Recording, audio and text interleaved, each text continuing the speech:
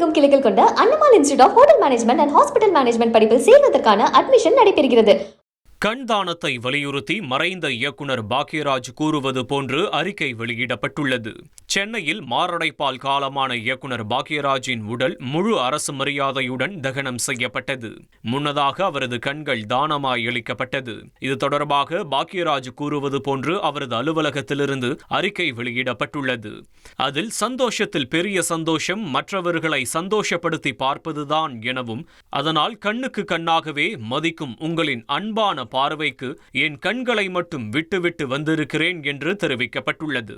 நானும் என் விழிவழி உங்கள் அனைவரையும் பார்த்து கொண்டுதான் இருக்கிறேன் என்றும், வரும்போதே எக்ஸ்பைரி டேட் குறிக்கப்படாத உடல் இது, என்றாவது ஒரு நாள் அது தீக்குள்ளோ மண்ணுக்குள்ளோ கிரக பிரவேசம் செய்துவிடும் எனவும் கூறப்பட்டுள்ளது.